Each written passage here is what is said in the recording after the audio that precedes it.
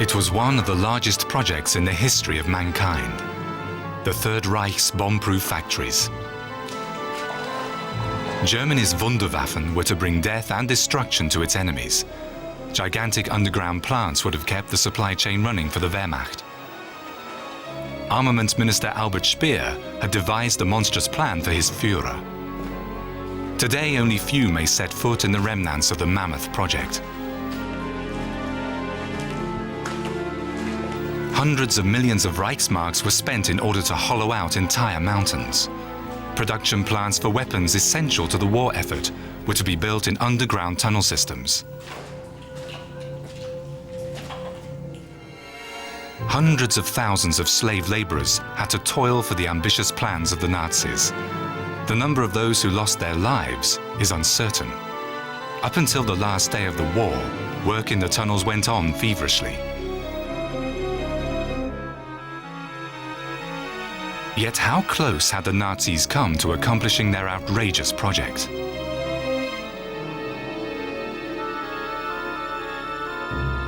What would have happened if the underground armament production had run successfully? Would Hitler's war of annihilation have claimed millions more victims?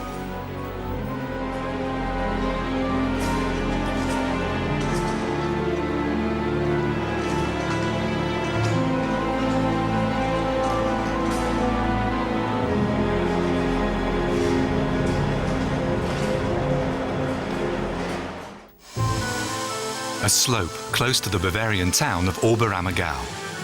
Here, one of the mysterious tunnel systems laid out by the Nazis is hidden from the eyes of the inquisitive. The only entrance is blocked with a concrete seal. Only the state-appointed geologist may open it. Every few years, he has to make sure that everything inside is intact.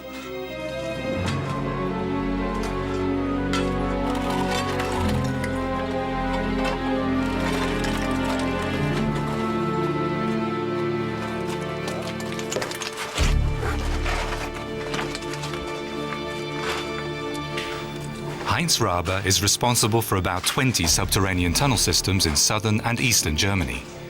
He has to test whether the installations which were built 60 years ago are still safe.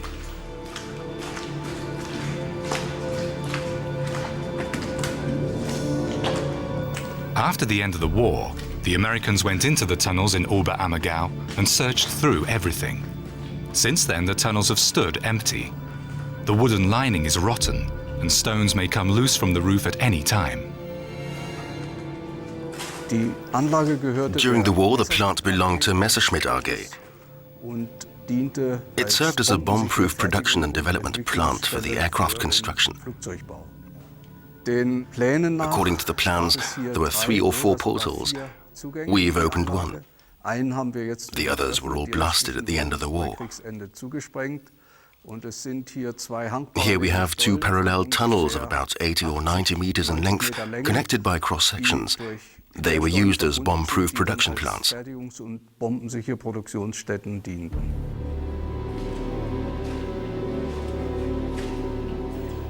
The Allies knew of 340 underground construction sites even before the end of the war. Over 400 had been given code names during the Third Reich, and the plans of the Ministry of Armaments pointed to some 800 plants. The Nazi leadership had hesitated for some time before it decreed the excavation of subterranean factories. Only in the summer of 1943, when the air raids of Allied bomber squadrons became increasingly destructive, did Hitler's armament minister Albert Speer give the command to systematically transfer the war production underground. Initially, the industry rejected the idea, although the outrageous costs were borne by the government. The plans appear to be incomplete and their implementation too chaotic. At first, the Nazis had existing mines expanded. One of the first projects was realized at the end of 1943 on the bank of the Neckar River. Codename Neustadt. 120 meters deep, under the vineyard slopes, a gigantic subterranean tunnel system still lies here, out of sight.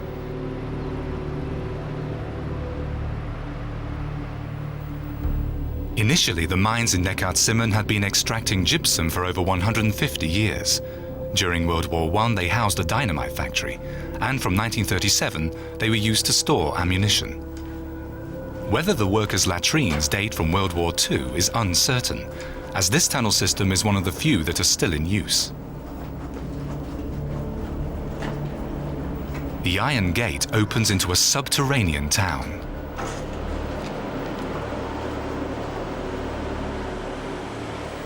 The mountainside is hollowed out by a road network 34 kilometers long. A gigantic arms forge was to be built here on an area of 130,000 square meters. It was partly put into operation in the spring of 1944. Today, the facility covers a total area of 170,000 square meters. Some units of the German armed forces are stationed in Neckarzimmern. Two plants were transferred here during World War II. The production of ammunition casing of a nearby ammunition factory and a ball bearing production plant from a factory that was initially situated in Schweinfurt.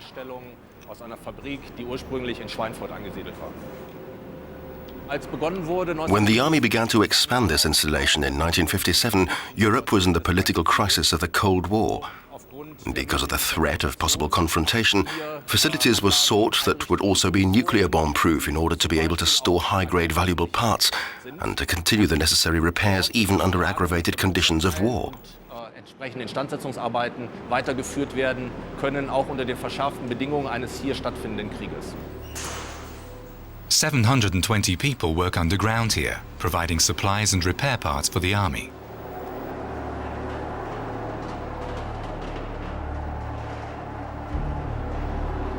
The maintenance of the plant cost the German Ministry of Defense 1.6 million euros annually.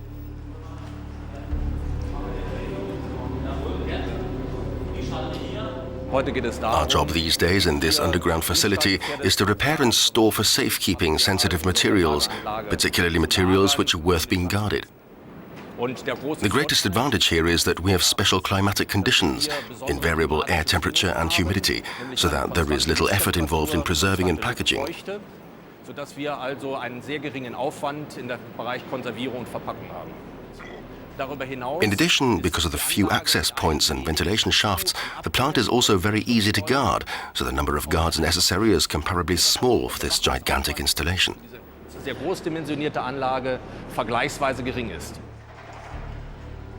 In the same tunnels where materials are stored for the German peace missions in Kosovo and Afghanistan today, weapons of war were to be produced 60 years ago. The expansion of the tunnel system would have cost at least 50 million Reichsmarks. Only half of the project was completed by the end of the war.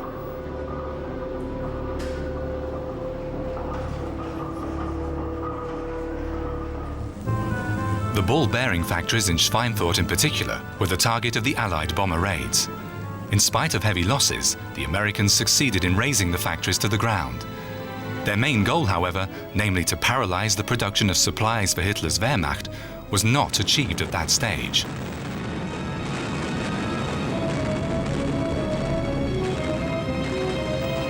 Up to 80% of the key war industries were to be moved underground. Along with the ball-bearing factories, these were the production plants for aircraft engines, fuel tanks, and the secret missile program of the SS.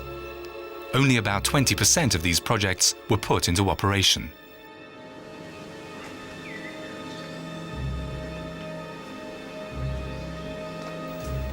Installations that were considered essential for the war effort were well camouflaged in order to become invisible to the Allied reconnaissance planes.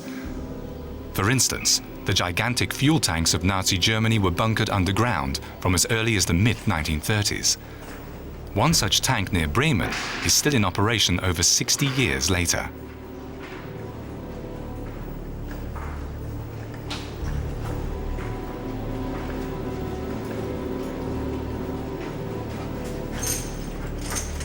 The state-owned installations must be maintained regularly. Only trained personnel can descend into the tanks.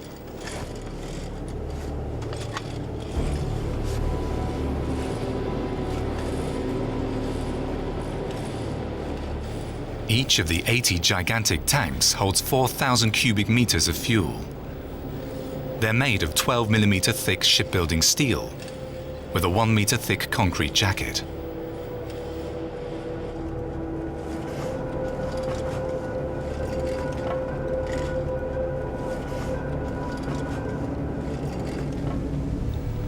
Everywhere in the Third Reich, the underground construction work was given the highest priority.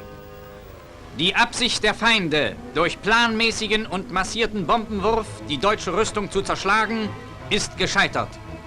Rechtzeitig und mit deutscher Gründlichkeit wurden kriegsentscheidende Fertigungen unter die Erde verlagert. This propaganda film is called Weapons, Hands, Hearts. It contains rare footage of the subterranean construction sites. These scenes were shot in Kala, in Thuringia, where an aircraft factory was to be built. Codename Lax. It was mostly foreign slave laborers who had to do the dirty work in the tunnels, under inhuman conditions. On our first day, we were divided into groups. A German officer made his speech and told us, "You will work until you drop dead."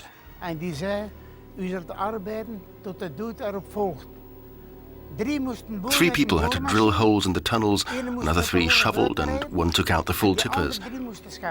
We stood on a scaffold and drilled huge holes into the roof, 2.5 to 3 meters deep, which were filled with dynamite. Then they blasted it, and we had to get back to work and start shoveling immediately afterwards.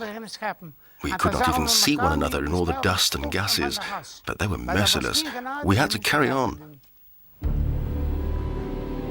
After their grueling 12-hour shift, the tens of thousands of slave laborers were given a frugal food ration.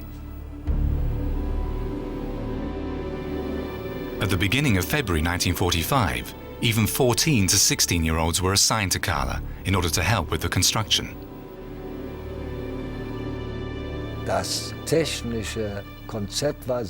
From a technical viewpoint, the concept was rationally thought out and essential, considering the air supremacy of the Allies over Germany. But the means to realize it was sheer madness, of course. Die Methoden waren natürlich die des hellen Wahnsinns. The engine had to be kept running at full steam, although it was foreseeably speeding towards disaster, namely the end of the 1,000-year Reich. And the cruelties that took place was something that is beyond the understanding of a normal thinking and feeling human being. Die dann vollzogen wurden noch, kann man eigentlich als normal denkender und fühlender Mensch nicht mehr nachvollziehen. Die deutsche Führung verkündete, der deutsche Himmel muss und wird wieder freigekämpft werden. Unsere Erfinder und Konstrukteure werden der Masse der feindlichen Terrorbomber Flugzeuge entgegenwerfen, die in Abwehr und Angriff unbedingt siegen werden. One of the most closely guarded new weapons of the Luftwaffe was manufactured in Kala, the jet fighter Me-262. The first aircraft was ready for takeoff in mid-February 1945.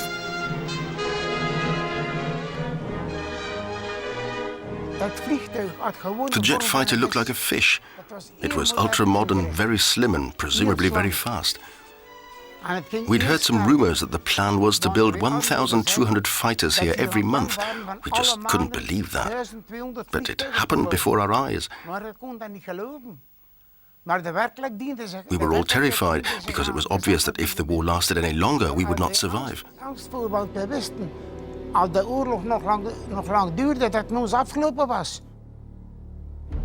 These aerial photos of Kala were taken by the US Air Force in 1945. The bunkered entrances and the freight lift at the side of the mountain are clearly discernible. Inside the mountain, the Nazis planned to build a total of 30 kilometers of passageways. At the end of the war, almost half this distance had been blasted through the rock.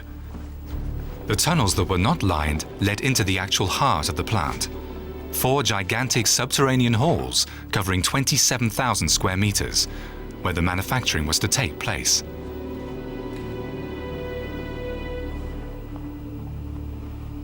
We are in one of the huge halls which they were planning to use for the assembly of the jet fighters, the Me-262. Here the fighter was put together and then transported above ground through this large cross-section of the tunnel. Then it was hoisted up the mountain by means of an elevator, and from there it would take off. Above the totally excavated mountain ridge, the Germans had apparently laid out a runway for this purpose. The serial production of the jet planes was only a question of time. As it happened, only few of them ever took off from there.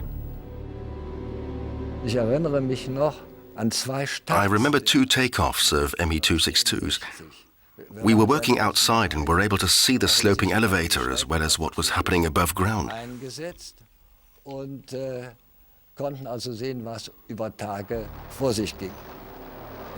We all looked up and some were already pointing at the horizon, and then we saw this strange aircraft flying incredibly fast.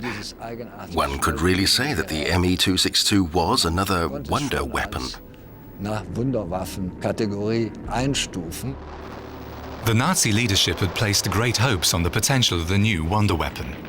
Ultimately, however, even the state-of-the-art jet fighter was largely ineffective against the superiority of the Allied air combat forces. Up until the end of the war, hundreds of thousands of internees were transferred from the concentration camps in the east to the Reich in order to build new aircraft factories within a few months. Max Mannheimer came from Auschwitz to Mühldorf, a town by the Inn River, in February 1945.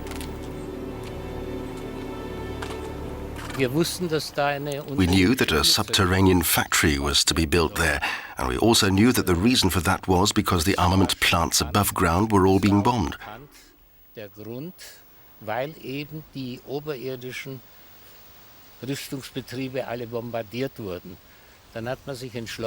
decided to transfer everything under the surface of the earth.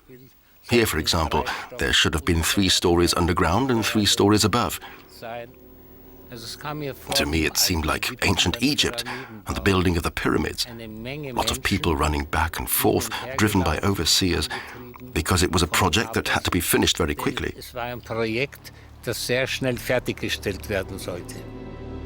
A 5-meter thick and 400-meter long roof made of reinforced concrete would form a vault over the production halls. Some 2,000 inmates lost their lives during its construction. The main jobs were digging, carrying iron and carrying cement. That was actually the worst command and also the most feared. The SS doctors at the time calculated that an inmate who did this job, and if he performed as he was expected to do, had a life expectancy of 60 to 80 days. And this calculation proved to be quite accurate. When the war ended, Max Mannheimer's body weight was 37 kilos. Many of his fellow laborers did not live to see the liberation. Crammed in freight trains, they were evacuated from Mühldorf and other camps and taken to Dachau. The pictures of the dead, but also those of the survivors, shocked the free world.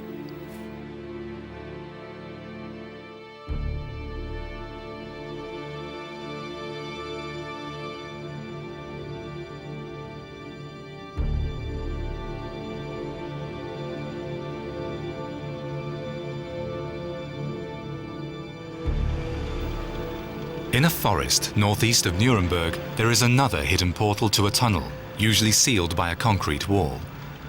Mining engineers have opened it in order to carry out some maintenance work.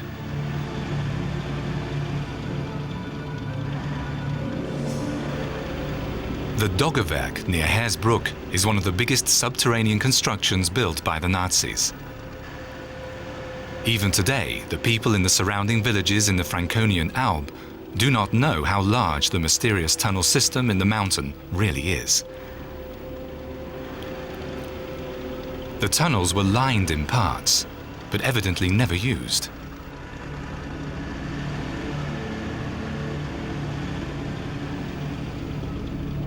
Once a year, Heinz Raber inspects the installation. Especially during the winter, tunnel parts cave in and must be repaired, a job which requires a lot of effort. The mining expert is well aware of how dangerous working underground is, particularly in the sections that had not been reinforced by the Nazis. Loosened blocks of stone can fall at any time.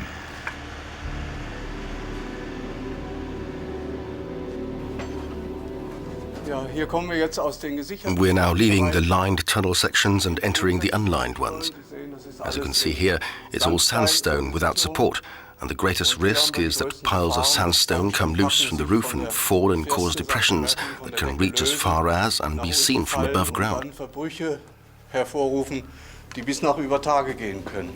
The Nazis gave this installation the code name Escher 1.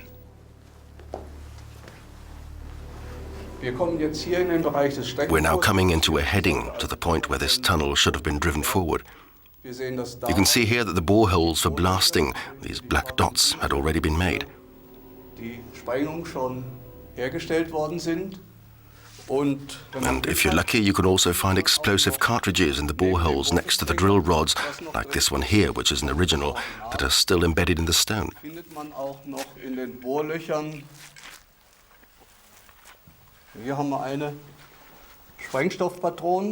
Here is one such cartridge. So the boreholes were loaded, ready to be blasted. It all stopped abruptly. They left everything behind, just as it was. Over 9,000 inmates from the Flossenburg concentration camp were forced to work here under appalling conditions, so that the tunnels were excavated as quickly as possible. Some 3,500 of them died. From the planned 100,000 square meters of area, only about 15,000 were completed. The excavations should have been continued in this direction, as you can see from these so-called drifts. These galleries are all 20 meters apart from one another and would have been used as production plants. The excavation works on this tunnel system began in March 1944 and continued up until May 1945.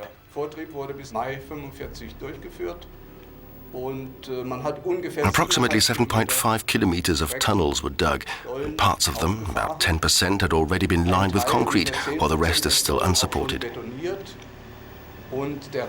This underground installation was to be used for the production of BMW aircraft engines.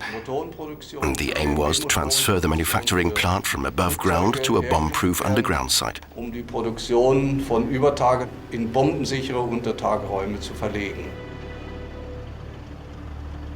The slave laborers blasted and removed 500,000 cubic meters of Dogger sandstone from the mountainside. Yet aircraft engines were never built here. By order of the American occupying power, the portals to the tunnel system were walled up after the war, and the abandoned plant fell into oblivion.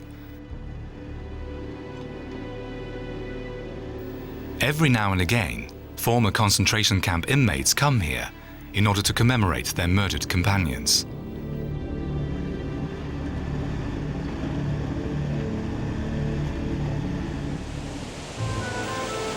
There was one new type of weapon on which the Nazi leadership pinned their hopes, that would bring a decisive turn in the course of the war. In the propaganda jargon of the Third Reich, it was called V2. V stood for vengeance. Missile engineer Wernher von Braun had developed in Peenemünde a new ballistic missile of the type A4 to a stage where it was ready for production. With the V2, the Nazis wanted to bomb targets in England and thus terrorize the British civilian population.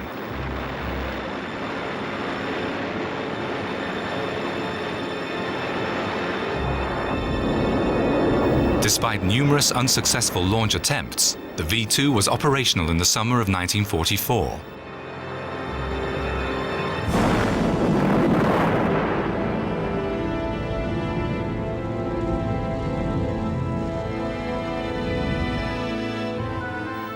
An inconspicuous mountain ridge in the Harz region. In mid-April 1945, American troops advanced to the town of Nordhausen. In the shadows of the Kornstein mountain, they found a concentration camp with emaciated inmates and many corpses.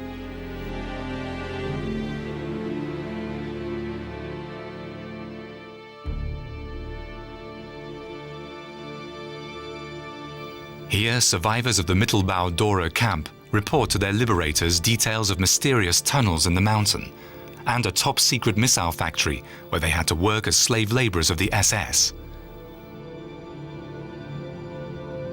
Yet the victors had long known that one of the most important arms forges of the Third Reich was here. After the British carried out a devastating bomb raid on the Peenemünde plant, the Nazis quickly transferred the missile production to an already existing underground fuel tank in August 1943. Concentration camp inmates had to begin excavating immediately, under the cruelest of conditions. Die 10.000 Häftlinge The 10,000 inmates were put up in 4 cross-cut connecting chambers of the tunnel system, which meant that they slept where they had to work. They were totally inadequately dressed for the conditions they faced here below ground. They just wore their thin-striped prisoners' uniforms in the cold, and the air was very humid. This, of course, quickly resulted in the spreading of pulmonary diseases, and it was no surprise that many of the 3,000 fatalities during the first 5 months were caused by tuberculosis and other lung diseases. All the others died of exhaustion, starvation, or froze to death, but also from maltreatment by the SS and the civilian employees of the plant. Und nicht zu schweigen von den Misshandlungen durch SS-Personal, aber auch durch zivile Angestellte des Mittelwerkes. The 250,000 square meter tunnel system in Kornstein is largely closed today. Being in the unlined tunnels is extremely dangerous. Only the men of the Mines Safety Authority go in periodically to inspect the plant. However, treasure or souvenir hunters often attempt to enter the tunnels illegally, as original pieces from the mountain where the missiles were built are very sought after by collectors.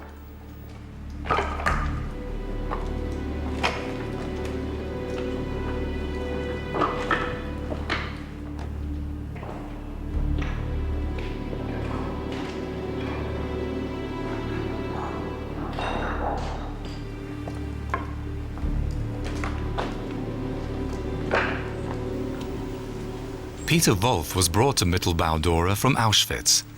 As a Jewish inmate, he was given the camp number 105065.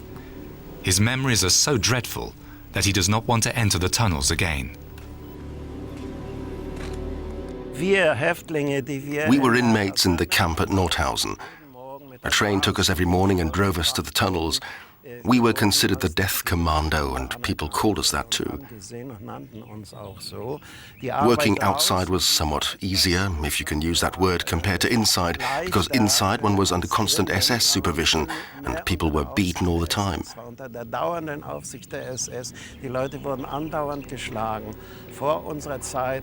The inmates before us never saw daylight. They were in the tunnels 24 hours a day. They slept, ate, and worked underground. The conditions were murderous, and the brutality of the SS beyond description. A lot of people died in there.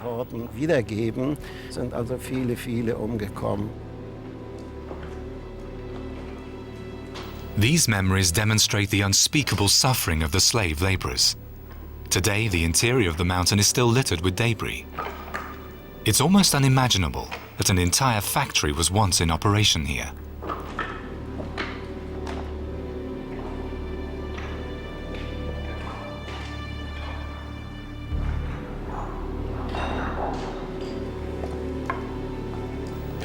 The Armament Ministry had assigned 200 million Reichsmarks for the creation of a gigantic subterranean industrial area of 600,000 square meters in total. The production of the V missiles was at its core. 1,000 rockets were to be produced per month, according to the ambitious plan. In April 1944, the output was 450, and even this number was rarely achieved, as the production seldom ran smoothly.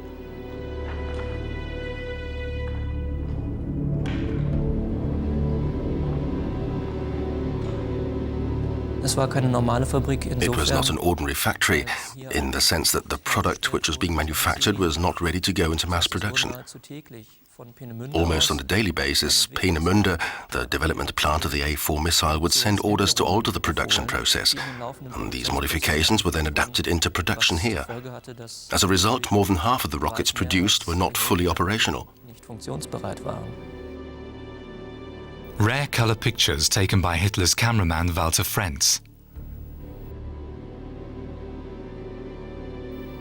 Under the instructions of German technicians, selected prisoners put the missiles together from some 45,000 component parts.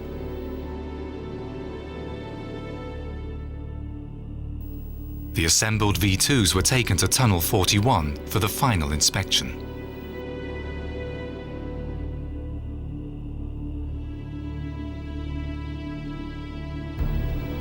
The 15-meter-tall testing tower is almost completely underwater today.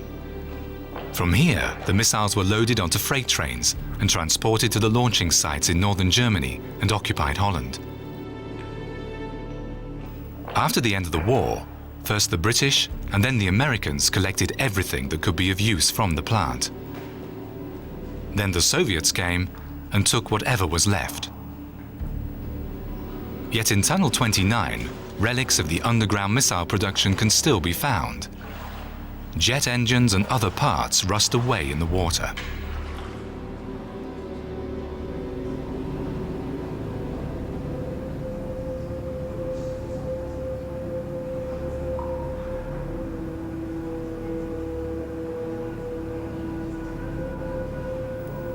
They are the last remnants of the insane idea to transfer most of the Third Reich's armament production under the earth. Whether the deployment of a great number of operational missiles would have influenced the outcome of the war is questionable.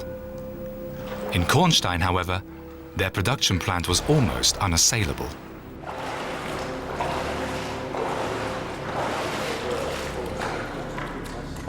The Allies had extensive and detailed information about what was happening here, chiefly through the evaluation of aerial reconnaissance photos.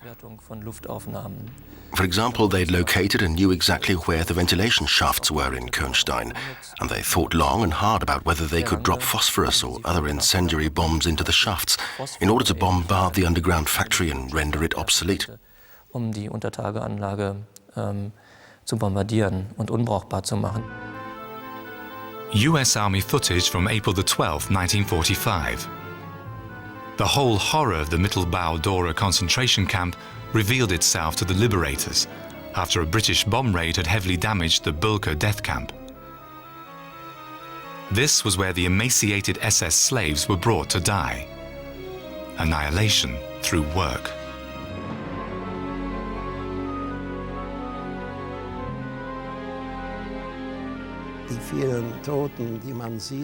Somehow you get used to seeing dead people all around you. Early every morning, each block had to report for roll call. Everyone had to be counted, even those who had died during the night, so we had to lay them on one side. We were always happy to survive the day. I'm often asked, why did you not offer any resistance to the SS troopers? And I always reply, if we were still alive by the evening, we had offered enough resistance the whole day.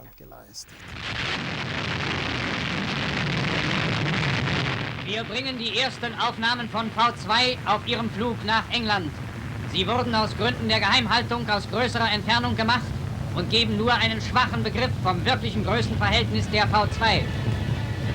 In rasender Geschwindigkeit steigt der schlanke Stahlleib in die Stratosphäre.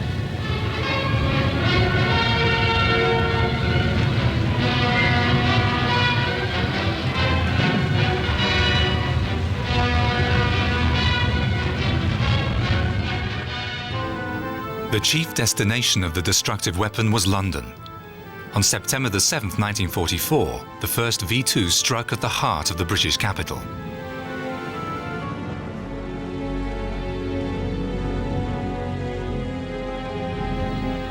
Tens of thousands more would follow. At least that was what the Nazi leadership was planning.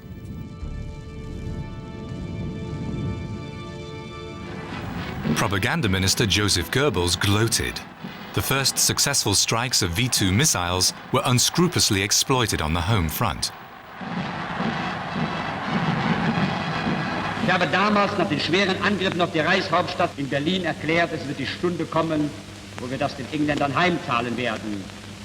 Die englische Presse hat mich am anderen Tag auf das Massivste angegriffen und die höhnische Frage aufgeworfen, ob die neue Waffe die ich dort angekündigt hätte, etwa im Propagandaministerium statt im Rüstungsministerium erfunden worden wäre. Ich habe es damals nicht für meine Aufgabe gehalten, die Engländer eines Besseren zu belehren, sondern ich war im Gegenteil der Überzeugung, je länger sie glauben, dass sie nicht kommt, umso besser ist es. Denn die Überraschung ist auch eine Waffe.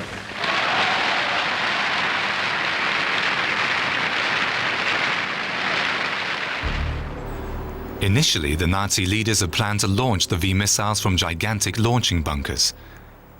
In May 1943, construction of a concrete colossus 40 meters wide and 75 meters long began in Vatten in northern France. The German engineers believed that the 5-meter thick reinforced concrete roof was impenetrable. British bombers proved them wrong in the summer of 1944. The incomplete base was severely damaged by bombs and became useless for launching V missiles.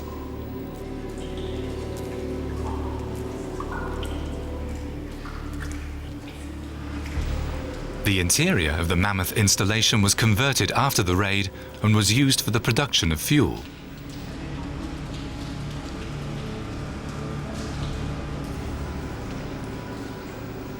A true-to-scale model of the V2 reminds us today of the original purpose of the plant.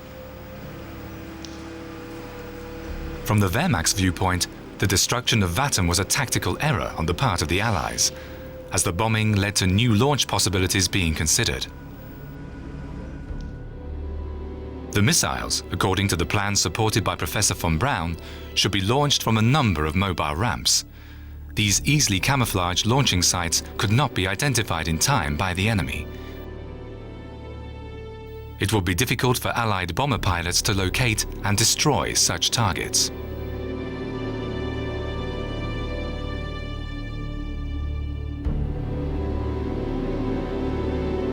Oh yeah, we knew all about the danger of this.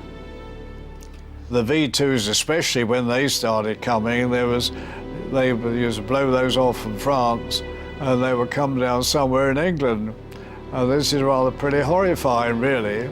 For people who obviously knew more about it, like for instance Churchill, it was crucial because he was thinking about morale as well. Whereas to us, of course, it was merely another job. We realised the importance of it and to get on with it and do the job, but we had nothing about the far-reaching implications of it.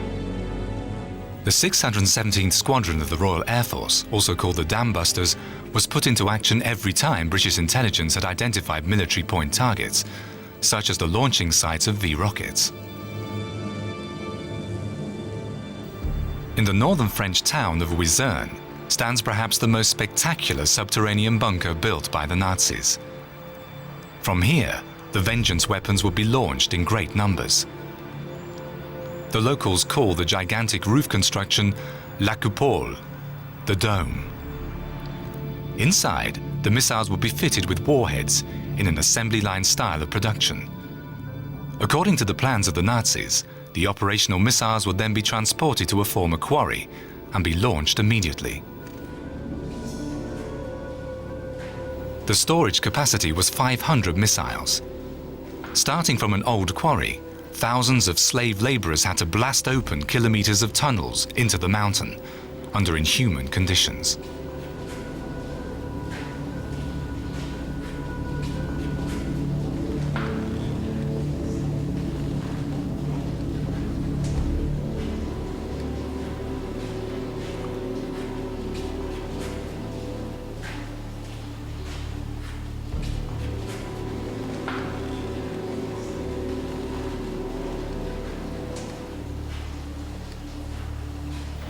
The concrete dome was 5 meters thick and weighed 55,000 tons. It would form a protective vault over the heart of the unit. The excavation work in the interior had begun. Here, the missiles were to be uprighted for the final assembly, the fitting of the warheads. The octagonal hall is 13 meters high. Yet not long after construction had begun, the Brits heard about the plant and ordered the dam busters to destroy it. It was important in fact, that we knocked it down before it started sending all these dreadful things over to us. We were thoroughly briefed because we were told everything they knew about them. The whole idea of it as well was to undermine targets. So it had a dual effect. If you've got a direct hit, it will blow the place up and blow it completely to smithereens. And at the same time, it would undermine all the foundations. British military engineers had developed a special type of bomb for this purpose. The 12,000-pound tall boys could penetrate through meters of solid concrete. On July the 17th, 1944, these bombs were used to attack Wizerne. Although the planes of the 617th Bomber Squadron did not manage to land a direct strike on the dome, the entire plant became ineffective after the raid.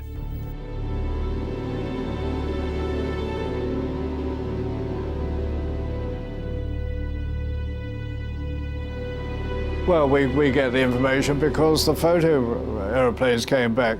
Almost immediately they were over there and they got the photo and they'd come back and we would be told how successful the raid was and also, you know, if you had to go again. Because with tall boys, you normally didn't have to go again if it was successful, see. 11 days prior to that, the dam busters had also attacked Mimoyek, a small village just a few kilometers away from the Channel coast to the south of Calais. By command of Nazi armament minister Speer, the building of another subterranean plant had begun here in the summer of 1943 for the production of a weapon which was to reach London directly, just like the V2. One single tallboy bomb was enough to end Hitler's dream of the so-called England cannon. The bomb broke through the 6-meter thick concrete roof and exploded inside the mountain.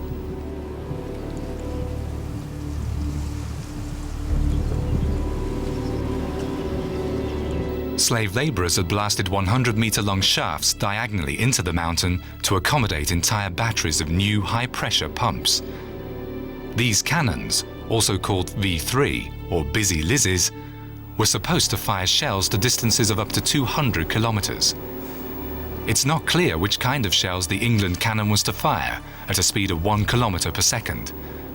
Theories exist that mention biological or chemical weapons, but there's no evidence to support them.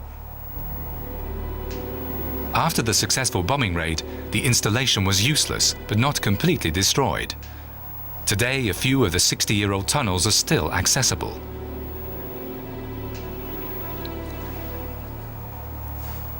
A model of the so-called millipede reminds us of the magnitude of the plan the Nazis tried to achieve here.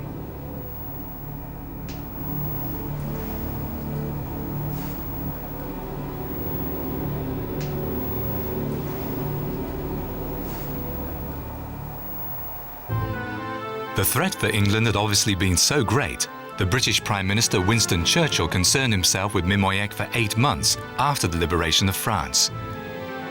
He could not allow this installation to pose a threat to the safety of the country, he wrote in a confidential memorandum. As a result, the V3 shafts that were not destroyed in the raid were blasted by British engineers. Did Churchill know more about the plans of the Nazis than is known today?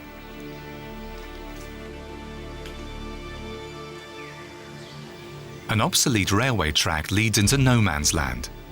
Falkenhagen, southeast of Berlin. British records concerning this small place in Brandenburg's countryside are partly classified to this day. The reason is that here was to be produced one of the most dangerous weapons of mass destruction in the history of war.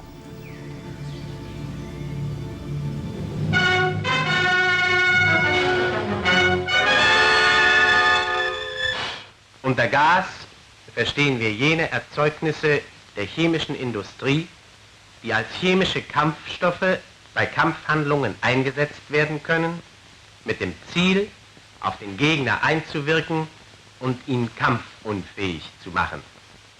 So hat sich die chemische Waffe von Hunderten von Geistern und Kräften geschmiedet, schon im Ersten Weltkrieg zu einem wirkungsvollen Kampfinstrument entwickelt. Wir müssen daher auch im gegenwärtigen Völkerringen jederzeit mit ihrem Einsatz durch den Gegner rechnen. A Wehrmacht instructional film. The effects of the toxic substances mustard gas and hydrocyanic acid were demonstrated on living objects.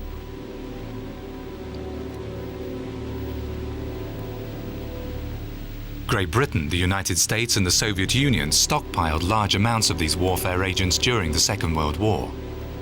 Nazi Germany also had some 55,000 tons. Yet these lethal gases were not used. The memories of the terrors caused by the use of gas in the First World War were too dreadful. Dr. Hoffman, a physicist and former member of the GDR's Academy of Sciences, has been investigating the history of Falkenhagen for decades. In 1938, the military had built the unit in a large, densely forested area to protect it from inquisitive eyes. Under the codename Seewerk, scientists here developed mostly incendiary substances. Incomplete parts of buildings testify to a project which was started here in 1944. The Army Supreme Command had made the grounds available to IG Farben. The chemical concern was to produce a completely new chemical warfare agent. 44 million Reichsmarks were apportioned for the construction. A gigantic thermal power station was already structurally complete. The chemists had already transferred their labs to Falkenhagen. There was a new process development, and that was the nerve agent sarin. This warfare agent was to be produced in a large plant here in Falkenhagen. Sarin mainly affects the respiratory system. The concentration of one droplet which evaporates into a cubic meter of air is sufficient, and when one comes into contact with this agent, death by respiratory failure will result within 6 minutes. Innerhalb von 6 Minuten bei schlagenden Herzen erstickt. Die Atmung wird außer Gefecht gesetzt. The traditional chemical weapons that were known at the time would have been recognized by the soldiers on both sides.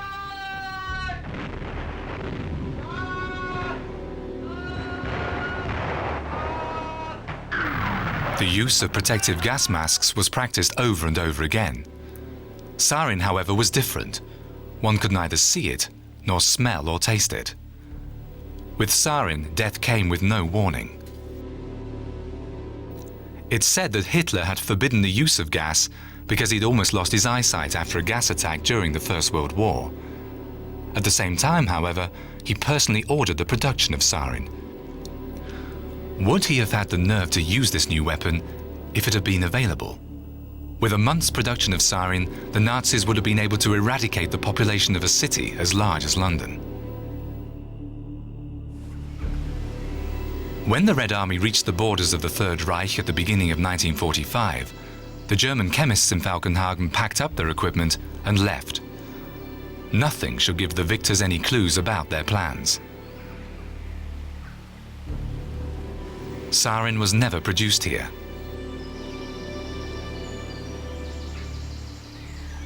The Soviet conquerors used the production tract for breeding pigs. After the war, people were rendered speechless when they realized the disastrous potential of what was in preparation here. This chemical warfare agent was a purely German invention and was totally unknown to the Allies. 500 tons monthly is a vast amount, and with artillery shells or bombs, one could have exterminated whole areas. With such a weapon, one does not distinguish between civilians and soldiers. An 80-meter-long subterranean duct is what remains of the semi-finished filling plant for sarin. IG Farben had announced that production could commence in the summer of 1945. How realistic that was can no longer be established today.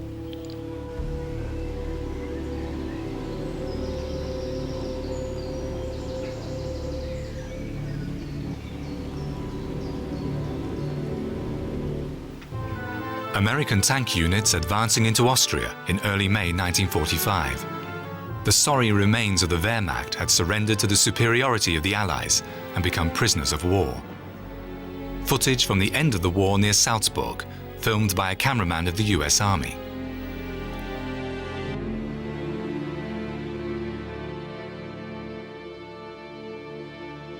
On May the 8th, 2 days after the Ebensee concentration camp was liberated by the Americans, war correspondents documented the suffering of the survivors.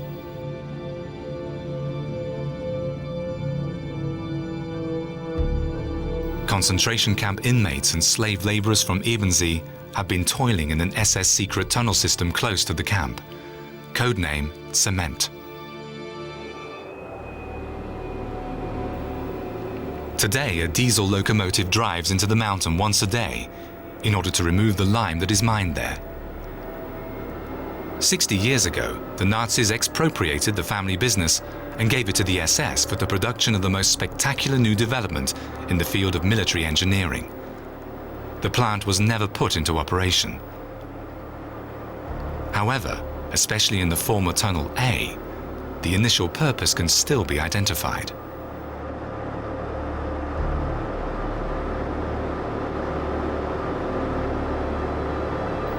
The halls in which intercontinental missiles were to be assembled under the supervision of SS Obergruppenführer Hans Kammler are 30 meters high. The newest missile model, the 26-meter-tall A9, was supposed to have a strike range that would reach as far as the USA, according to the ambitious plans of the Nazis. 20 such rockets would be built monthly in Ebensee. The A9 project did not even reach the testing stage. Its inventor, Wernher von Braun, was taken to the USA without further questioning after the end of the war, where he continued his missile research for his new masters. The precise number of the victims of his work while in Hitler's service is unknown.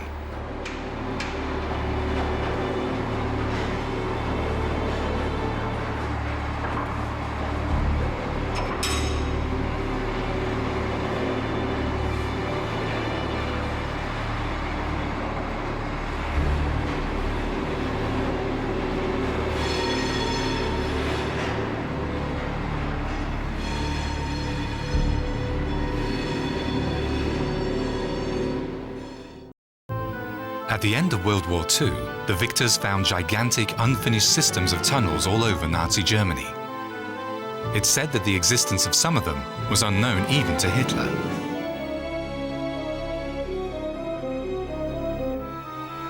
Entering the remains of the mysterious tunnels today involves a certain amount of risk. 60 years ago, Allied bomb squadrons tried to destroy the subterranean shelters by using special bombs. Some of the intricate underground installations, however, still look as if the war here ended only yesterday.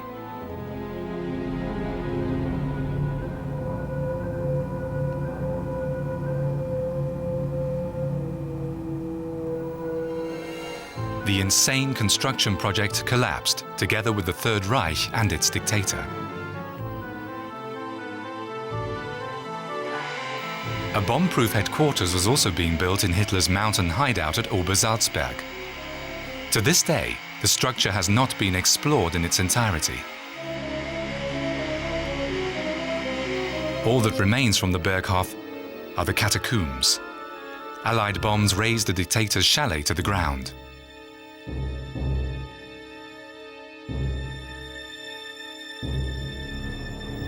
The bunkers became an attraction for the victors.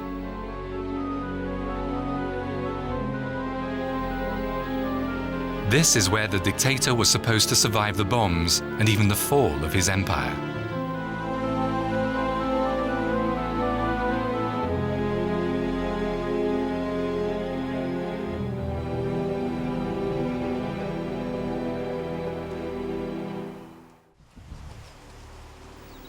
The Eulengebirge, a region in former Lower Silesia. Here in the mountain ridges close to the Polish town of Glusha is hidden one of the most curious legacies of the Third Reich.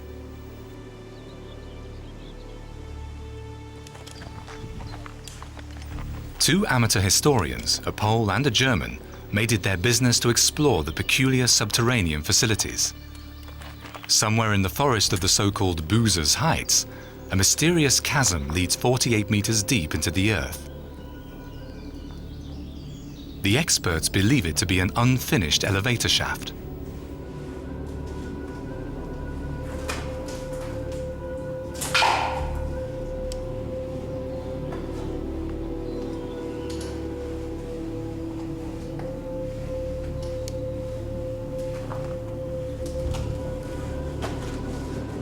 Jacek Duszak, a teacher in Poland, and Jürgen Müller of the association Berlin's Underworlds have been coming to this place for many years in order to find new evidence.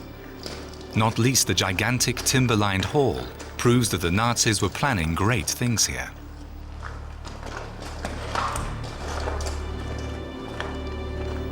In total, there are 7 underground tunnel systems. Only a very small part of them, maybe 1/8, was concreted.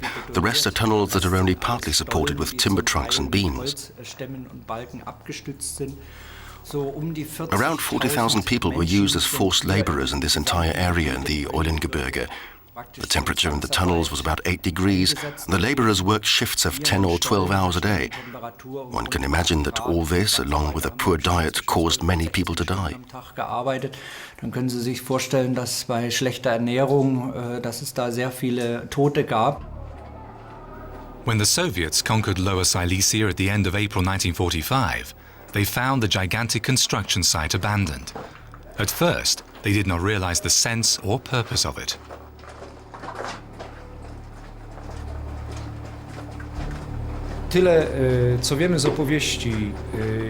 Actually, these bunkers were always accessible after the end of the war. All the witnesses who were here after the Germans pulled out agreed that the place looked as if the workers had just left for their lunch break.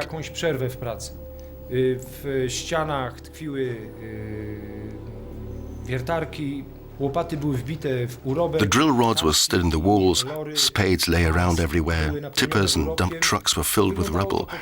Everything appeared as if the workers were having a short break and would get back to work soon.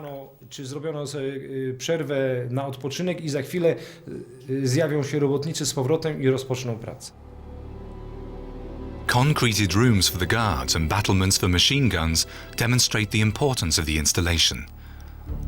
Under strictest secrecy, a new headquarters for the Führer was being built here from November 1943.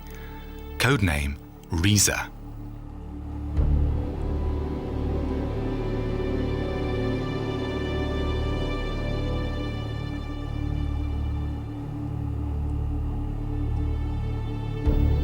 Apparently, Hitler considered the Wolfschanze, his main field headquarters in East Prussia, no longer safe enough. For the building of a bomb-proof underground town for 20,000 people in the Eulengebirge, Armament Minister Speer granted 130 million Reichsmarks. An area of 40,000 square meters was to be ready for occupancy in August 1945. Many of the slave laborers used for the building of Riese were detailed from the Grossrossen concentration camp. In early 1945, the camp had some 75,000 inmates, while about 13,000, mostly Jewish prisoners from Auschwitz, were put up in outcamps in the Eulengebirge. Approximately half of them did not survive the labor for the safety of the dictator.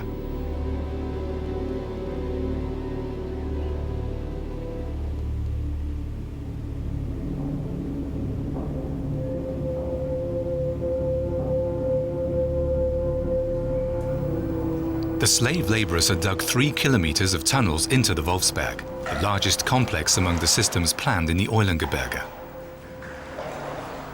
Today, parts of the intricate tunnel system are underwater. The two explorers venture into the labyrinth cautiously.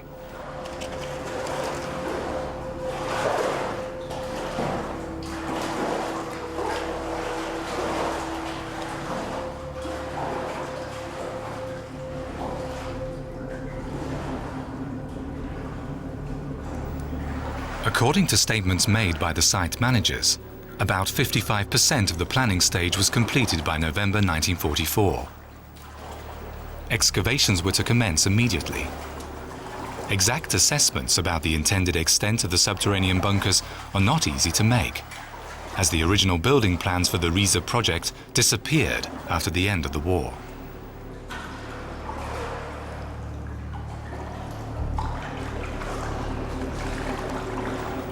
Jacek Duszak and Jürgen Müller are convinced that there are still many undiscovered underground installations in the Eulengebirge. According to the few remaining documents of the Nazis, plans also included the production of so-called Wunderwaffen in a gigantic subterranean factory. However, 60 years later, it's difficult to distinguish between fact and fiction.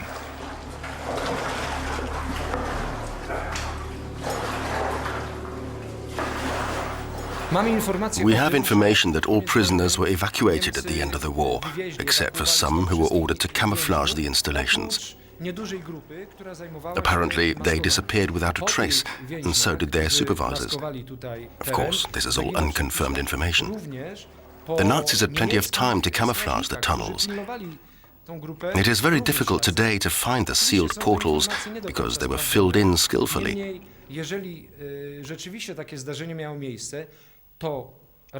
Now trees grow on the soil. They covered their tracks really well.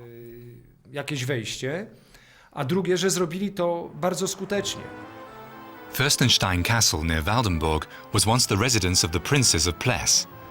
In 1940, the spacious property of the relatives of Churchill was sequestered. 4 years later, some extensive renovation work began. Officially, the plan was to convert the Baroque jewel into a house for guests of the Nazi government.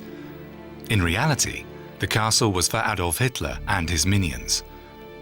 35 architects from Speer's staff worked under strictest secrecy on a subterranean shelter system with direct access to the castle.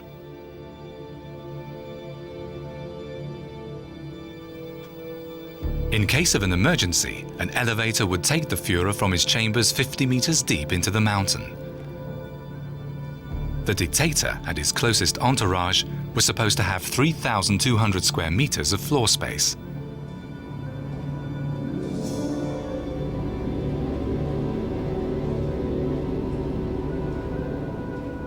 The basic idea, among other things, was that this was to become Hitler's last headquarters. Also, each of the leading personalities of the Third Reich would have their own subterranean shelter system. For example, there would be one for Goebbels, one for Himmler, and so on. Of course, the supreme commanders of the Wehrmacht, with Keitel and Jodl, would move in there too. For that reason, precise blueprints existed as to who was getting how many cubic meters. Newsreel footage from the Wolfschanze near Rastenburg in the summer of 1944, as Hitler paid farewell to Benito Mussolini. The Führer's headquarters in East Prussia lay on an area of 250 hectares and was protected by 3 heavily guarded no-go zones. The railway tracks which the allies of the Third Reich used when visiting the headquarters are now overgrown. The former Wolfschanze is a field of rubble. Before they withdrew, the Germans blew up all the buildings, and the Red Army did the rest.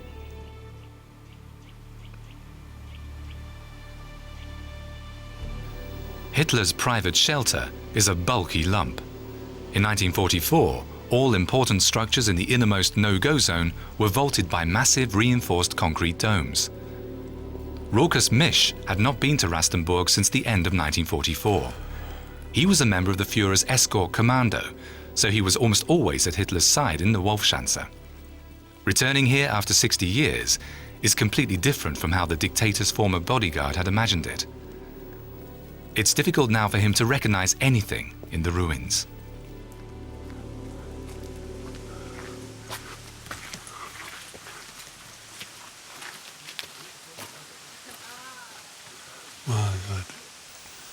It's a massive construction. Before, the residential shelters were 2, maybe 3 meters high at the most, and now it's so enormous. I'm amazed at what has become of it. I can still remember very clearly how everything used to look here, and all that had happened so fast, it's incredible. Das ist in einem Rückzugsverfahren passiert. Unglaublich, aber wahr. Wie schnell die das gemacht haben. In ein paar Wochen hat Within a few weeks, the whole grounds here had changed. Just in a few weeks. Before, there were just some flat huts. If you came through there was a big room to the right with a long table where the briefings took place. It was quite cramped. It was not large. The massive structures were built afterwards. Das war nicht groß. Das Gewaltige ist nahe entstanden.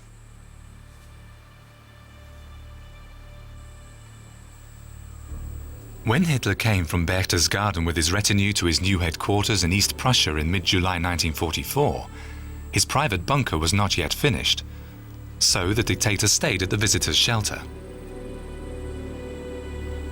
Temporarily, the briefings took place in a nearby wooden cabin, and this was the case at noon on July the 20th, 1944. Hitler had asked his generals to present their reports. Some adjutants and servants were also in the room. Around 16 minutes to 1, the commander-in-chief bent over a big map table exactly here. At that moment, a bomb exploded. Colonel von Stauffenberg had placed it under the table.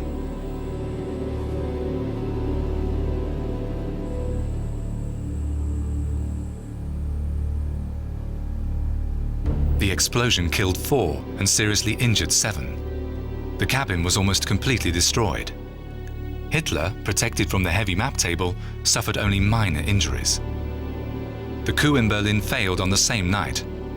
Still, the security measures after the assassination attempt were not tightened significantly.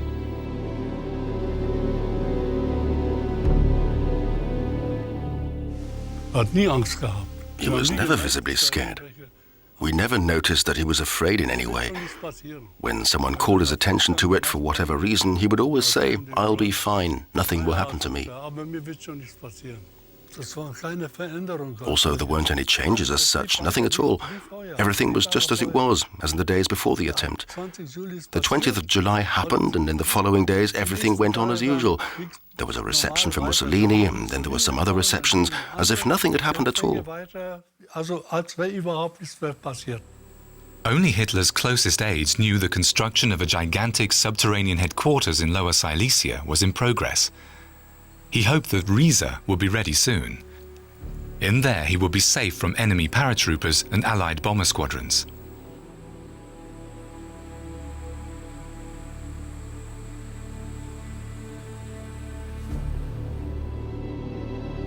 At that time, Hitler spent very little time in Berlin. The Reich's capital was under attack by British and American bombers on an almost daily basis. In spite of the looming defeat, most Germans in 1944 still believed in and trusted their Führer.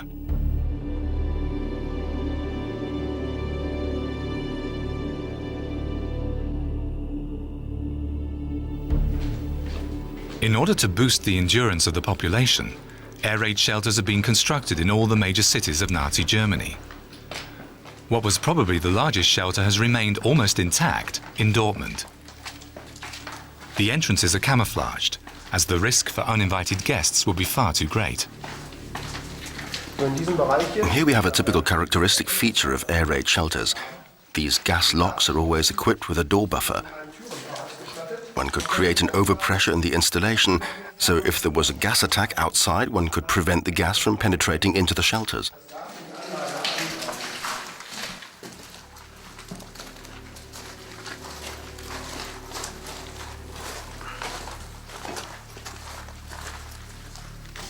After the first major Allied attacks on Dortmund, the public air raid shelters proved insufficient and offered only inadequate protection.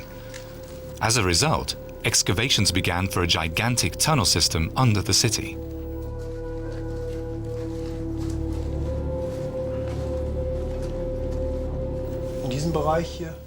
Here in this area should be a cut for an opening to ground level. It was done from below, from the shelter to the surface. As you can see, the work was not finished. This here is the original rock as it was left after the blasting. It has just been lying like that for almost 60 years now. When was the project abandoned? Right at the end of the war. There'd been work going on in the bunker up until the end of the war. We have billing documents from April 1945 from which we can establish that people still worked here.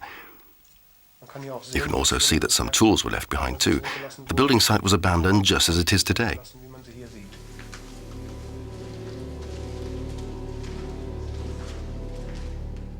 "80,000 people would have been able to get out of danger from the bombs in shelters up to 16 meters under the surface of the earth. 5 kilometers of the tunnel system were finished.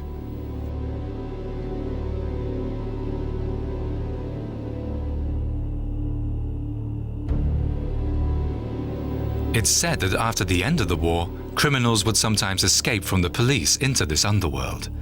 They used the abandoned tunnel system as storage for stolen goods.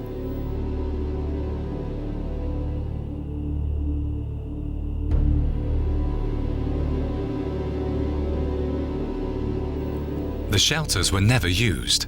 Only few people in Dortmund today know that the bowels of their city are hollow. In the 1960s, a proposal to use the bunkers within the remit of the civil air defense was rejected. Today, the installations stand empty. We're now coming into the area underneath Körnerplatz. Here we have a beautiful plan from 1943. You can see how the shelters would have looked if the planned work had been finished. This room here would have 2 stories then, lined with wood in order to keep out the humidity and make it a little bit warmer. It would all be divided up with corridors and individual cabins with fresh air and exhaust ducts, but obviously it never got to this stage. The end of the war caught up with the construction work. Now, let's move on.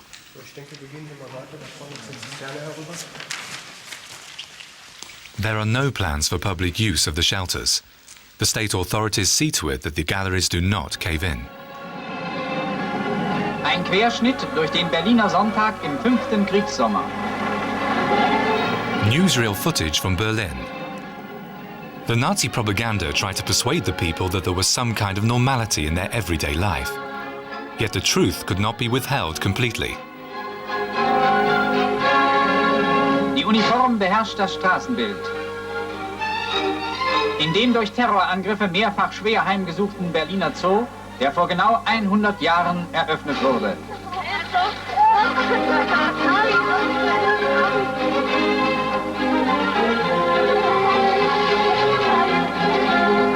Freibad Wannsee hat von der alten Anziehungskraft nichts eingebüßt. The idyllic atmosphere from the capital was deceptive. People were rarely safe.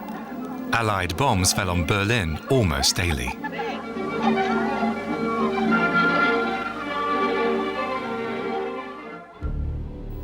A subterranean air raid shelter testifies to the problems and the fears of the community. Almost every night, residents and travelers gathered here, as the installation had been integrated into a subway station.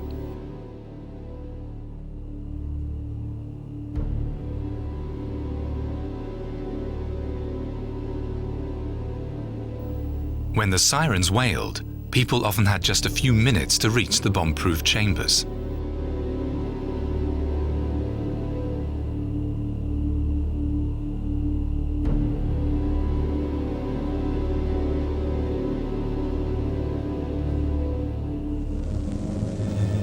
On February 3, 1945, 1,000 American bombers launched an all-out bombing raid on the Reich's capital. The first bomb struck the city center at 2 minutes past 11.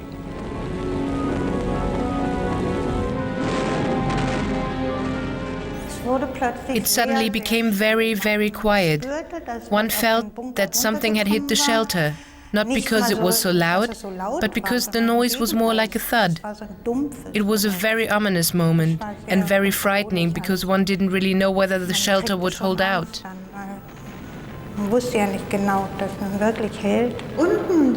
The bombs struck downstairs, where we would usually be, down at the entrances. Afterwards, we saw many dead bodies lying down there. It was only by chance that we were on the 3rd floor on that day, and so we survived the bombing. Entire districts were in flames. Day turned into night from the smoke. A firestorm raged for hours.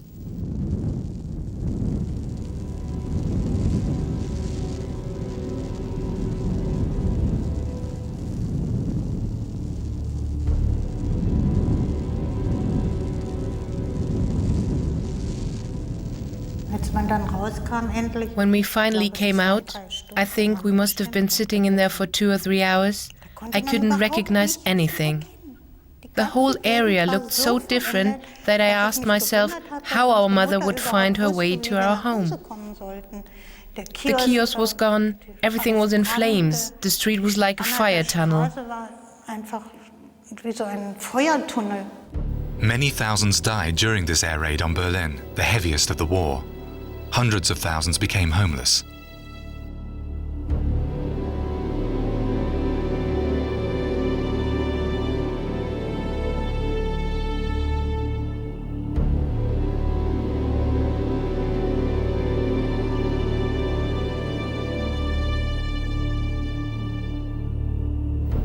Little was left from the former glamour of the Third Reich. Hitler's architect, Albert Speer, was supposed to realize the Führer's sinister visions, but construction had long been suspended, and the few structures that had been completed were converted to accommodate the war effort.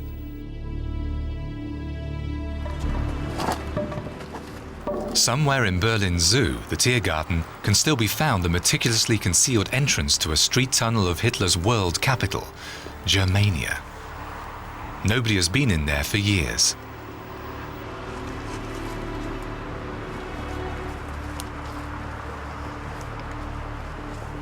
Dietmar Arnold from the association Berlin's Underworlds ventures in. It's a risky undertaking, as poisonous gases may have formed underground.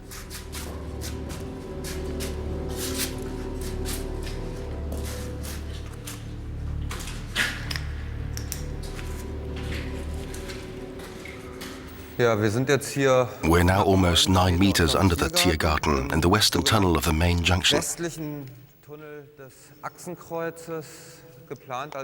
It was planned to be an expressway or motorway tunnel, 90 meters long, 14 meters wide, 4.8 meters high. These are remains of Germania. The junction was to be the intersection of the planned east-west and north-south connections. Large parts of the east-west connection were indeed built, which today are the Straße des 17. Juni and Unter den Linden. But the north-south connection was never built. This is what remains of those ambitious plans.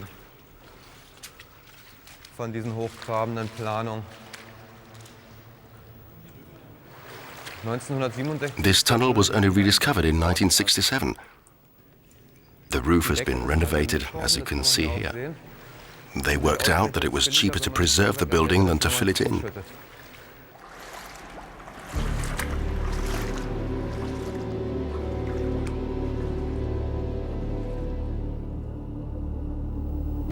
Cars have never driven through this tunnel. At some point during the war, a partition wall must have been built. Armament plants would have continued their production here in a bomb-proof environment. The only reminder of it today is a rusty lamp.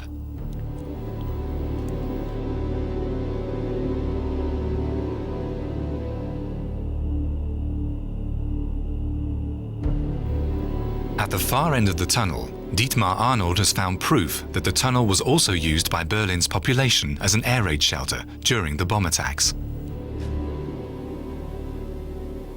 This is the access stairway through which people would come down. I think it's really interesting how worn down these stairs are. There must have been masses of people who used these narrow steps to enter this tunnel. And this here may have been an emergency door to the shelter.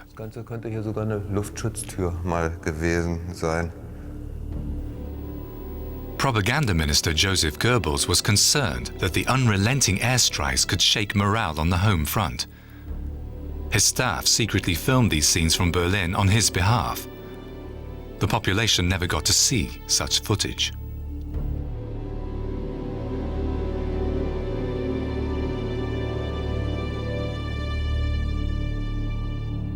By that time, the Nazi leadership appeared only rarely in public. Goebbels visited the ruins of St. Hedwig's Cathedral, demonstrating his determination for the newsreel.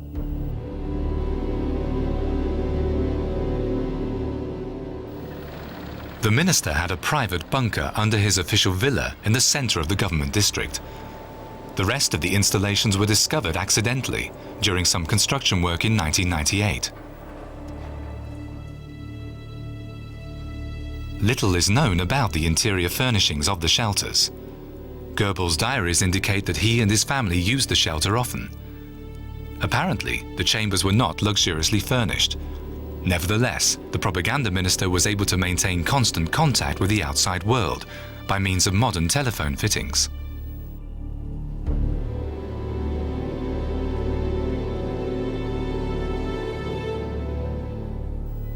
Despite vigorous conservationist protests, the rest of the underground installations were filled in soon after their discovery.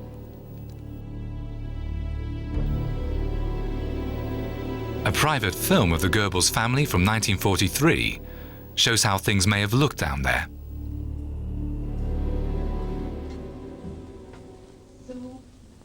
Aufstehen. Aufstehen. Helgerchen, komm her da. Schnell ran. Holly, steh schon auf. Zieh dich schon an. Du bist doch Kind. Ja, schon, Mensch. Magda Goebbels was one of the most ardent supporters of Hitler from the early days. When the downfall of the Nazi Empire became inevitable, she did not hesitate for 1 second. She and her family committed suicide in the Führer's bunker.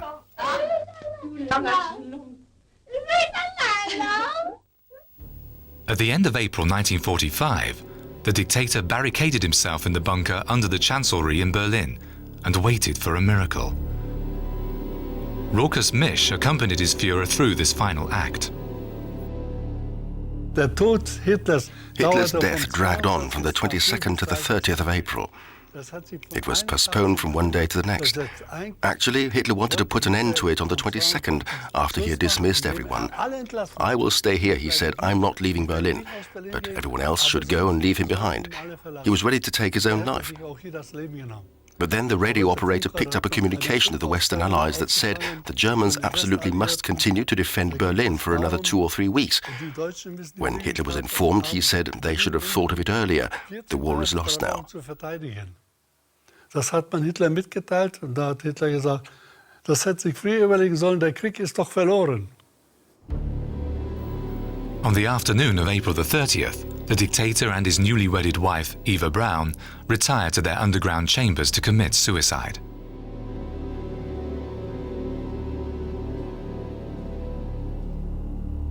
It was as silent as a church. You couldn't hear a sound. Everyone was whispering. Then someone shouted, "Linge, Linge." Linge was Hitler's manservant. "I think it's done." Then the door opened and I looked in, of course. Then the next person went in and another door was opened, and then I saw Hitler slumped by the couch. Or maybe he had collapsed on the armchair next to it. I'm not 100% certain anymore. I also saw Eva lying there with her knees tucked up.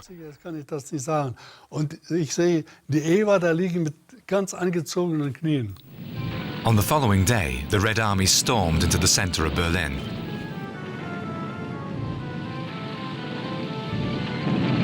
On May the 1st, 1945, in the bunker of the Chancellery, Joseph Goebbels held the position with a few loyal followers. "When we make our exit, the world shall tremble," the propaganda minister had written in his diary 2 weeks previously.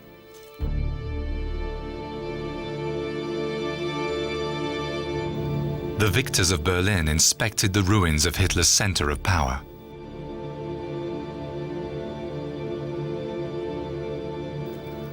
The world that will come after the Führer and National Socialism is not worth living in. Magda Goebbels used these words to justify her taking the lives of her children before she committed suicide with her husband. The victors found their bodies in the garden of the Chancellery of the Reich.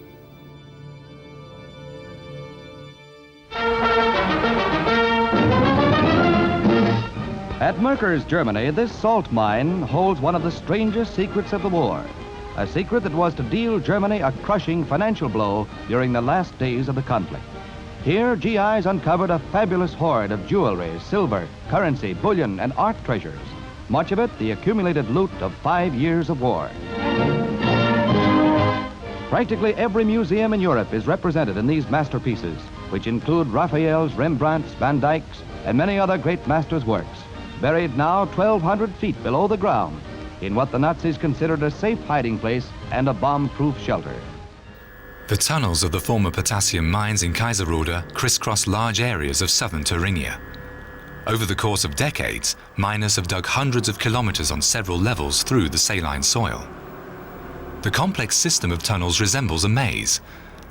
If something was to be hidden here, chances are it would not be found.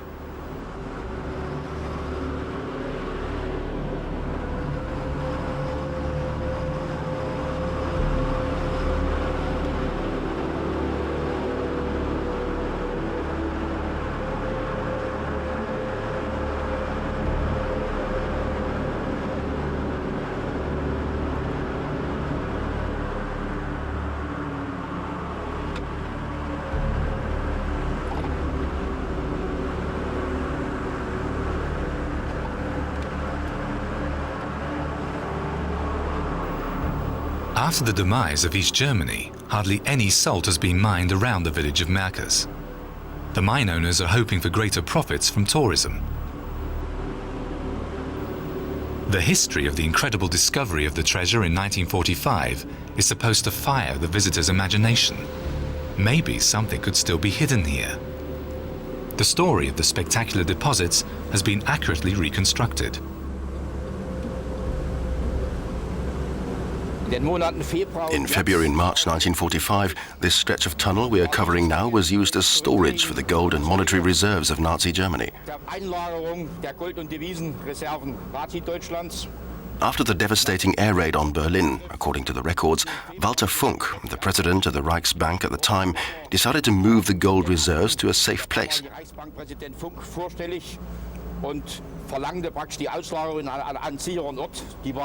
The location they chose was the mine Kaiserroda 23, the modern-day Merkers.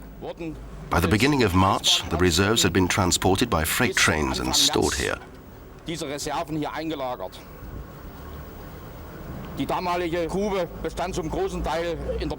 Most of the workers in the mine were foreign displaced persons. Only the security personnel and the overseers were German. It must have been common knowledge among the foreign workers and prisoners of war who worked in the mine that the gold of the Nazis was stored here. For this reason, when the Americans took Merkers on April the 4th, it didn't take long before they tracked down the treasure and came into this chamber we're in now.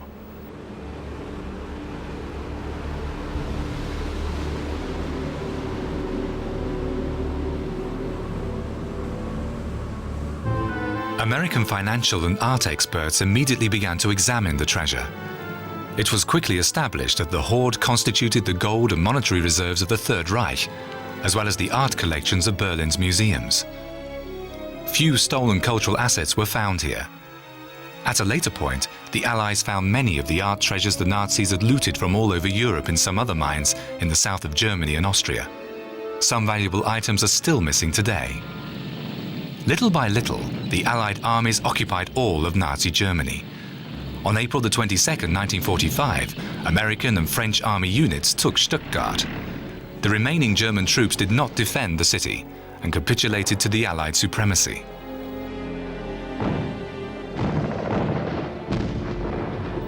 A bunker that testifies to the final combat for Stuttgart has been preserved deep inside the Killersberg.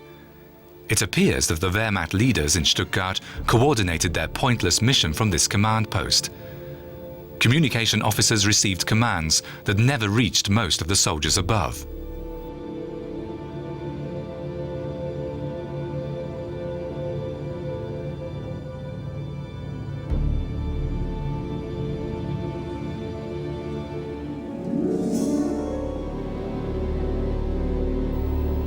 The rooms seem untouched, as if the war ended only yesterday.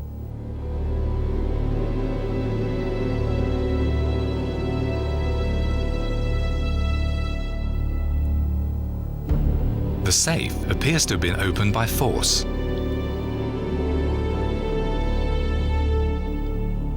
The remains of a gas mask lie on the floor.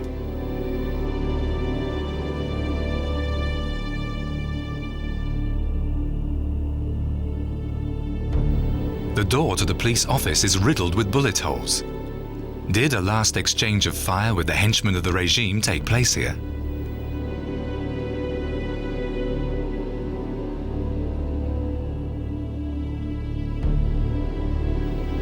Did someone sacrifice his life for his Führer, although everything was already lost? For a long time, the Allies were concerned that Hitler, together with his last loyal supporters, would barricade himself at Obersalzberg, where the Nazi leadership had kept a hermetically sealed safe haven since the 1930s.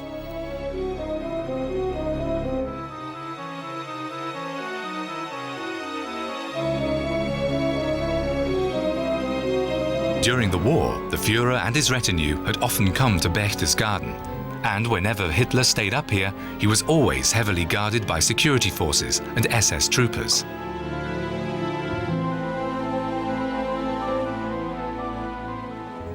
Descent into the underworld of the Nazi mountain. A team of surveyors systematically explores and measures the subterranean shelters. Directly from the Obersalzberg Records office, a shaft leads 30 meters down into the earth.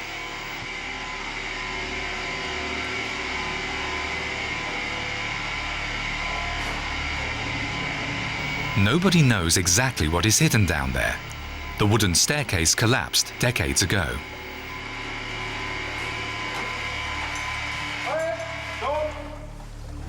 The surveyor team and their equipment are cautiously lowered with an elaborately secured motorized rope elevator.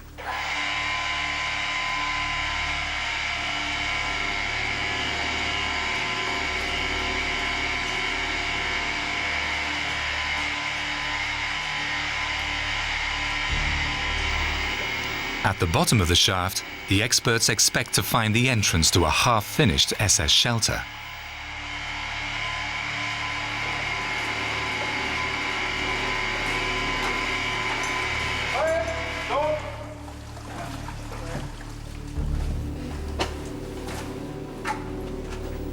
They find 350 meters of largely unsupported tunnels. Only the first caverns have been lined with bricks, and the cable shafts concreted in parts. The advance ends 60 meters deep in the rock.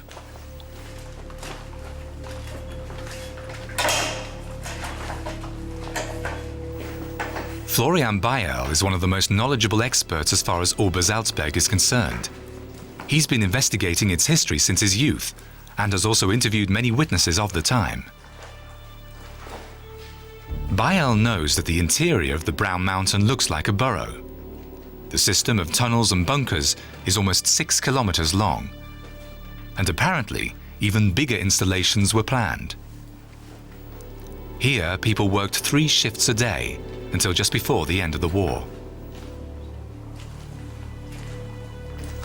The drills of the miners were resharpened around the clock in order to keep up the pace.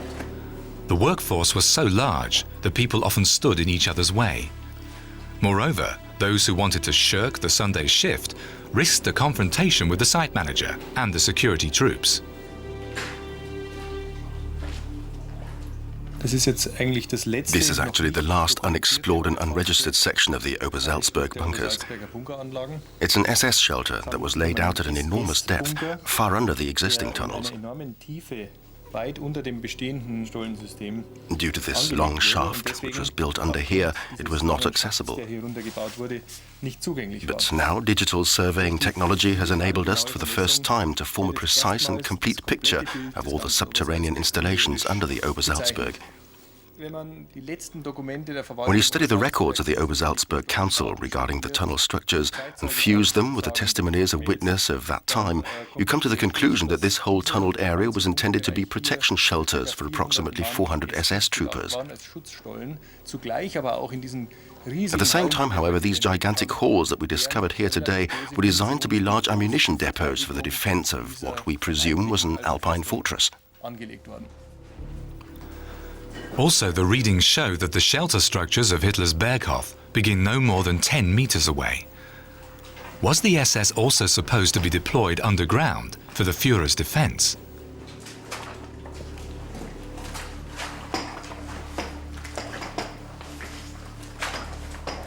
A total of 3,000 laborers worked in the tunnels of Obersalzberg.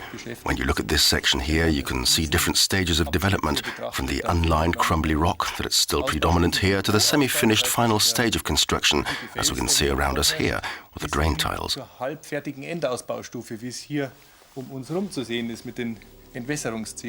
With the same workforce numbers, one would certainly need to work another 4 to 5 months in order to finish this tunnel system and be able to use it as an air raid shelter.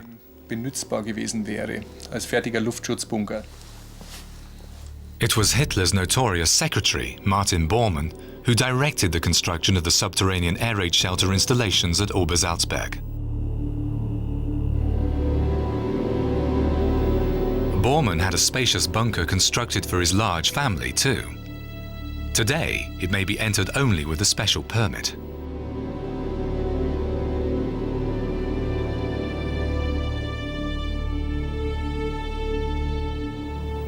"77 steps led directly from Bormann's house down into the underworld. An almost 60-meter long corridor led into the private chambers. Sheltered machine gun posts were built in for protection against enemy intruders.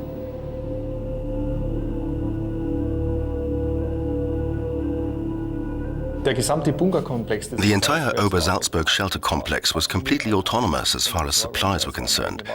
An independent water supply was available, there was a poison gas-proof ventilating system and a store of food supplies. It would have been possible to hold out here for a long period of time. The only problem would have been that they could not guard the entrances for the outside, but only from within. There were no fortifications on the outside, which means that the enemy, during a siege, could penetrate into the shelters up to the machine gun posts and would have to be fought off from there. This is the section of the Bormans. 3 different chambers, all ventilated with bunk beds, probably for the children. What is interesting is that one consciously used a relatively warm paint color here in order to make the surroundings a little jollier. Hier bewusst eine relativ warme Farbe verwendet worden ist, dieses Dasein unter Tage nicht ganz so öde zu gestalten. The light switches for the children were also positioned about 50 centimeters lower than elsewhere. Ist man 50 Zentimeter fast tiefer gegangen wie sonst wo. Es gab Holzböden. The floors were wooden. You can imagine the bunk beds standing here. As you can see, they even had pictures hanging on the walls. The nails are still there. The Bormans stayed here in this shelter for weeks, not only here underground, but in the house too, of course.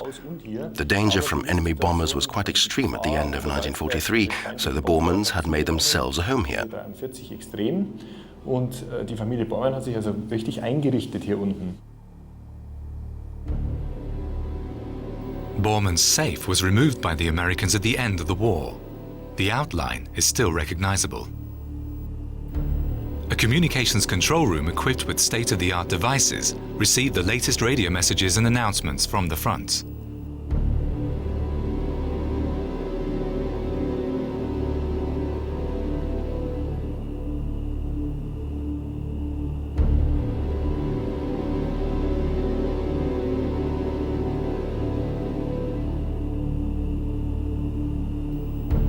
But Bormann also had a small underground town laid out for Hitler and Eva Braun.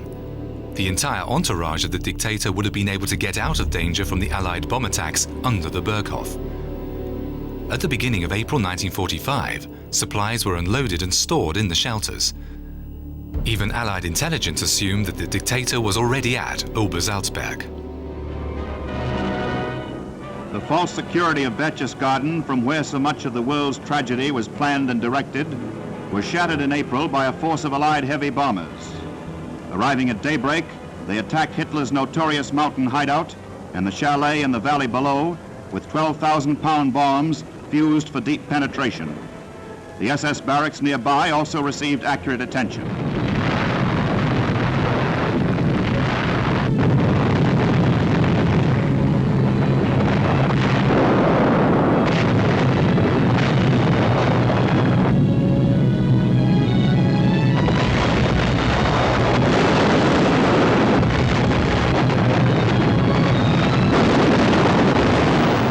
The bombs destroyed most of the buildings.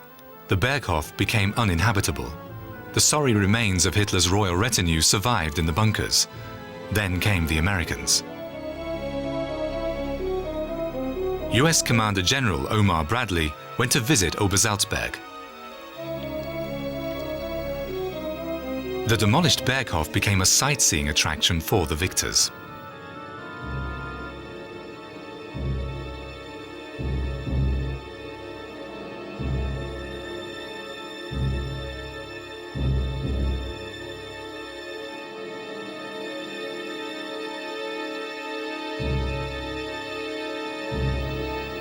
The mysterious bunkers also aroused the interest of the US soldiers.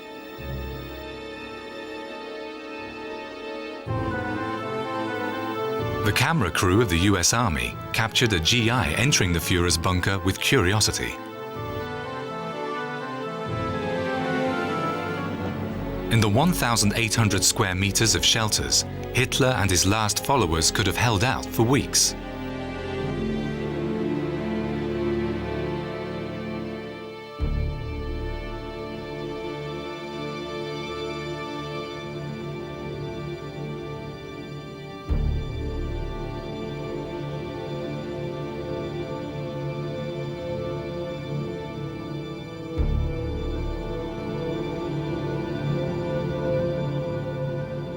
Up until the last day, the people at Obersalzberg expected that Hitler would come.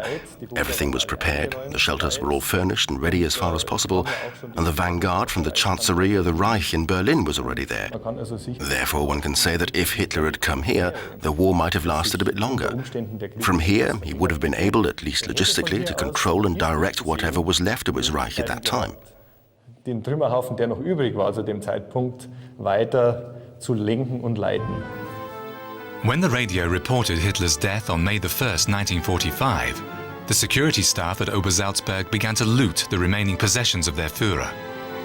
With the permission of the Americans, Berchtesgaden citizens later also helped themselves to the hoarded supplies.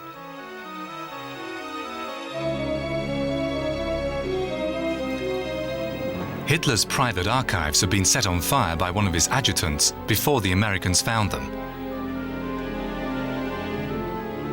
The library that was still in the bunker, as well as his music collection and paintings, were confiscated by the Americans.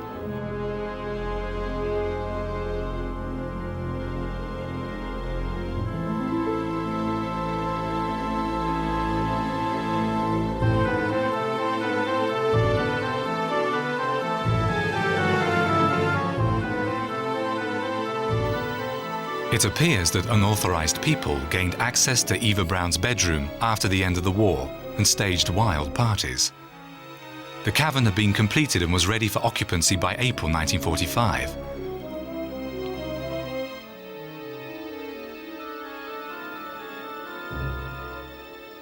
Her large wardrobe and her china were already in there.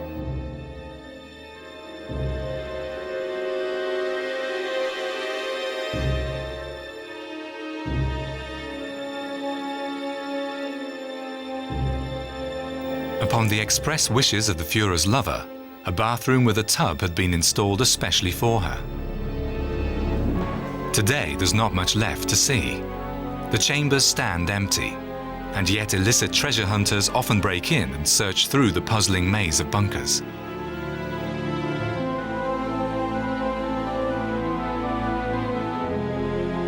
The Führer's cavern was right next to Eva Braun's. Apparently, the furnishings were Spartan. The Americans cleared away all the furniture and fittings, and the rest fell into the hands of tourists and souvenir hunters. Even the tiles were stripped from the bathroom. Hitler himself had been down here only once. He decided to meet his downfall in Berlin.